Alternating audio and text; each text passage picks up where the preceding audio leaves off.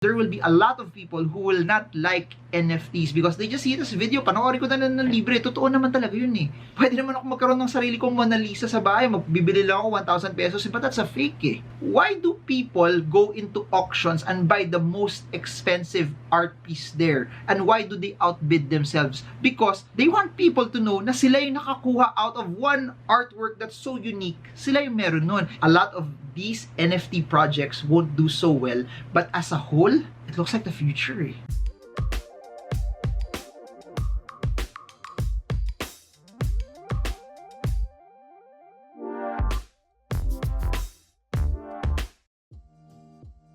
Hey guys, so I'm making this video because we have seen one of the most expensive Beeple's NFT sold for 69.3 million US dollars. Think about that very well. I'll say it again. 69.3 million US dollars for a digital painting. Who would have ever thought that a painting, an artwork that you could see from your phone, is something that is worth 69.3 million US dollars, something that's not tangible, something that someone can just take a screenshot of it. And in this video, I just want to continue to make a deep dive also for NFTs. As you all know, this is just a very early journey for me in terms of NFTs, and the reason why I'm making this video also is to continually document and give you more insights on it because it has its own merits, and totoo naman, there are some risks attached to it. And the reason why I'm making this is also to air out some of those possible risks as well, so that you come in also knowing what you're getting into. So please do note that not all NFTs will be like this. You won't see $69.3 million in terms of digital artworks to be sold on a daily basis. This is the highest. This is something that we have never seen before. This is something that is so new and so different. I want to be very honest with all of you that similar to what happened to a lot of cryptocurrencies, a lot of those ICOs 4 years ago, 90 plus or a large chunk of NFTs won't really make it. As this becomes more popular, a lot of people will be making their own NFTs because anyone can make their own NFTs eh. But it will always be the ones that are bigger, the ones that have a name, the ones that have traction, the ones that have following, or in this particular category, artists like Beeple who have a large following already, who have people who are willing to buy them at a higher price, will be the ones that will be successful, will be the ones that will have a shot to earn more. Now let me deep dive also on why this is so interesting for artists as well, and why NFTs are a game changer even for artists. If you're an artist, you sell something in a gallery, 10,000 pesos, 50,000 pesos, 100,000 pesos. Then 20 years down the line, that suddenly appreciates to millions, to 5 million, 10 million, 20 million. Whoever that artist is gets nothing anymore. But because right now, everything is riding off the blockchain network, everything is riding off a platform, for every transaction that will happen for that particular artwork, whoever that artist is will make a lot of money, will get a percentage off of it. Now, this incentivizes artists. This incentivizes people who are into the music scene. This incentivizes people who can also monetize, but not just monetize. It cuts somehow the middleman. It gives a shot for artists to make money. And that's what's so interesting about it. And that's why this is so new. And the fact that it's so new also, totoo, there are a lot of risks out there. Please don't just buy this because everyone's talking about it right now. Because as what I've mentioned, a lot of this will fail. The way you look at art will be, it's the more popular ones, the more established ones that 10 years down the line will still be there, but not just still be there, they will appreciate in value. It's okay also to buy works of people who are not yet that popular, meaning you get to buy them cheap, and if they become popular, suddenly what you bought for $100 becomes thousands or millions more. That's a very good way to look at it. But it's also risky that if they become nothing at all, or they don't become popular, you lose everything. You ask every art collector, a lot of them buy art because they appreciate it, because they love it, they really like it, it moves them, it gives them emotion, they enjoy looking at it, they enjoy analyzing the paintings, the artworks that they would see. And if it appreciates in the future, bonus para sa kanila yon. In the same way, para sa akin, I was buying NBA cards when I was younger, elementary. Anthony Hardaway days, Kobe Bryant days, Allen Iverson days, Shaq, Michael Jordan. Those were the cards that were pushing, moving at that time, Jason Kidd, Grant Hill. As I got older, parang nawala siya sa Pilipinas. Then I think 3 or 4 years ago, it started to boom even more. So think about Top Shot NFTs like that. It's just like NBA cards, pero totoo, video siya. Anyone can stream it off YouTube. Anyone can just watch it for free. Even if you go to Top Shot, you can look at, stream, and watch that particular Top Shot moment even if you don't own it. Ganun din naman sa NBA cards eh. Anyone right now can download a card. Kung may kilala sila sobrang galing na printer, can replicate it. But guess what?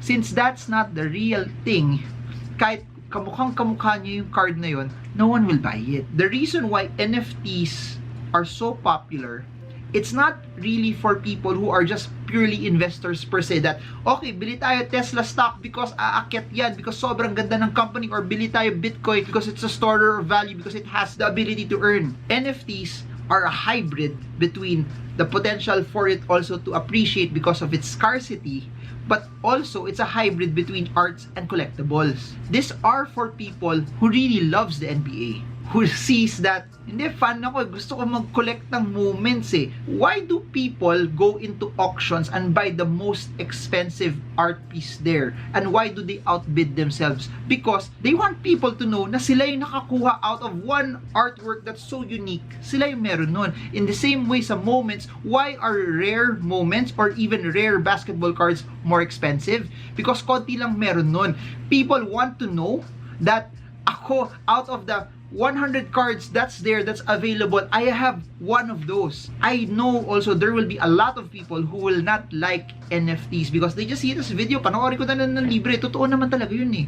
Pwede naman ako magkaroon ng sarili kong Mona Lisa sa bahay, magbibili lang ako 1,000 pesos, but that's a fake eh. But there will be a lot of people who will appreciate the original art pieces, and that's who I think are the people that will be in NFTs. It's a good place for creators. It's a good place for artists because suddenly right now they have a chance to make money, to get repetitive and recurring income from it.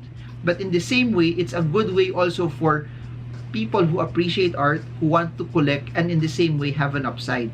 As what I've mentioned, a lot of these NFT projects won't do so well, but as a whole, it looks like the future eh. It looks like something that we have not seen, have not understood before. That's why it looks very, very risky eh. Anytime that we are confronted with something that's new, even ako eh, when I started learning about Bitcoin, I just really thought it was a scam eh. I really thought that it's gonna go out eh. But guess what? Over a decade now, Bitcoin is still here. While I'm making this video, we're seeing Bitcoin hit 59,000, 60,000 and climb upon high, upon high, upon high because people are buying it. In the same way for art, in the same way for cards, there is subjective scarcity. There's a way that people are subjective to what they value. I may not understand why people would buy 69 million US dollars for a piece of digital art, but I know a group of people who appreciate it. In the same way, people collect wine. I don't understand it also. Why would I buy, hold, and collect that wine? Wala naman dividends, but those who are in the wine world know it. And that's what NFTs are. It's just that it has become so popular because in my opinion, it has hit scale. In my opinion, it has hit the blockchain network.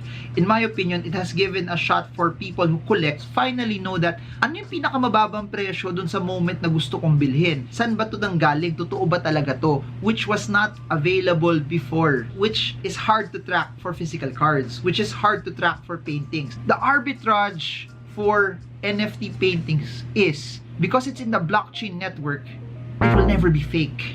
It will never be fake. The problem for traditional painting na nakahang mo sa wall, ang daming fake. Ngayon, alam mo saan nanggaling. It protects the artist and it also protects the investors. And I could be wrong. 15, 20 years from now, NFTs could be nothing at all. That's why as an investor also, I cannot control what will happen, but I can control how I deploy capital. That's why also I'm just very, very conservative right now, and I'm just allocating an amount of money that I can afford to lose. And that's all we can ever do eh. And when people say that you will lose your fortune if you put your money in NFTs, don't put your entire fortune there. Invest in stocks, invest in Philippine stocks, invest in US stocks, invest in bonds, invest in real estate, invest in mutual fund, invest in crypto. You double down on what you understand. Pero kung may sobra pa kayo, and you want exposure, and you want to try it, and you want to get appreciation that is separate from all of this, and that's why people buy watches, that's why people collect Rolexes, because you can buy a fake Rolex, which doesn't have any value. You can buy another watch also that's cheaper, but it won't appreciate. People who appreciate Rolexes buy it not because it's just a watch, not because it appreciates in value. They buy it because they like it. Meron ako nakuha dun sa pack na hindi naman talaga yun yung gusto kong makuha, pero there are some players that I bought that even though no one would buy it for me 30 years along the line, I'm okay. The cards that I'm intentionally buying, the moments that I'm intentionally buying, I am buying it as a collector. I am buying it as a small portion of my portfolio that even though no one buys it from me, and I believe that, comment below for those who are into NBA Top Shot, you are buying the ones that you like as someone who likes collecting those moments that even though you put a price and no one buys it, you'd gladly hold on to it. And I think that's the advantage versus cryptocurrencies versus stocks. Walang fan base eh.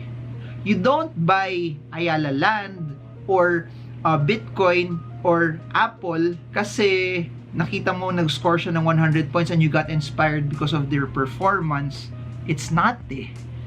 But that's what makes NFTs interesting, because people buy it because they're fans. When people say that there will be a bubble, it will drop, those who are in it because they're really fans won't be scared eh. Not all projects inside the NFT space will do very well. Similar in business, in stocks, it's the upper crust, the upper 1%, the upper 3%, the upper 5% that will still be here 10 years from now. That's why it takes a lot of time, and I highly suggest that you also study. You study the ones that you know, you get into things that you know. Kung hindi nyo to naintindihan, no matter how enticing, whoa, painting $69.3 million US dollars, no matter how enticing it is, huwag nyo na pasukan. Always put your money into something you understand. Always put your money in something that you can tolerate. Never invest just because it's cool. I'm sharing my experience. Please don't buy it just because I'm investing, just because I'm allocating capital towards NBA Top Shot. You invest because this is an amount of money that you can allocate, that even if it goes to zero, you are okay. Or even if nothing happens to it, you'll gladly collect it. And that's what NFTs are. I've heard a lot of people planning to make their own NFTs.